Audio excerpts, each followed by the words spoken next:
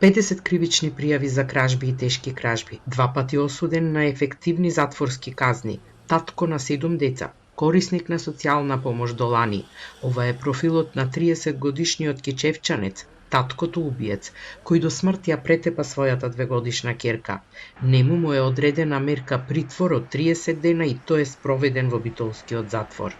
Тој е приведуван и лишуван од слобода и против него.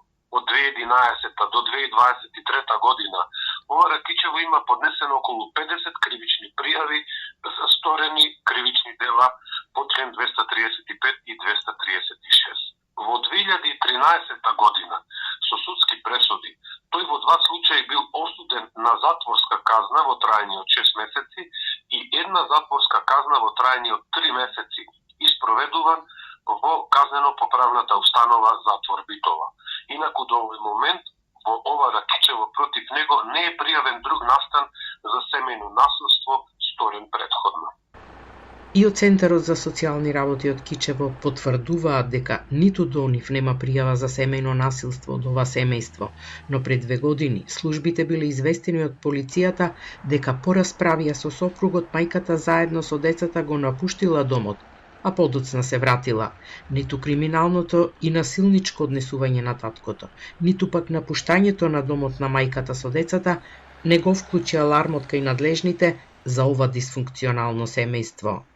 По пријавениот настан, Центарот извршил увид и констатирал дека таа е вратена дома заедно со децата. Изјавила дека ги надминале недоразбирањата и продолжиле заедно да живеат. Од тој период до сега не се пријавени никакви проблеми од страна на ова семејство. Од Центарот за социјални работи во Кичево велат дека мајката во согласност со материјалните и стамбените услови се грижела за своите 7 деца. Сепак таа од страф или за да го заштити, го сокрила насилниот татко кој на 18 декември му нанел тешки телесни повреди на 2-годишното девојче.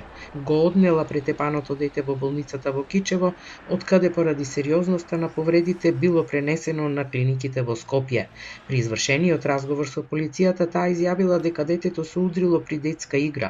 Малото девојче почина на 8 јануари. За сега не се води постапка против мајката која го бранела таткото, но и дала лажна изјава, а од полицијата велат дека сите понатамошни мерки ќе се преземаат по консултација и насоки на обвинителството.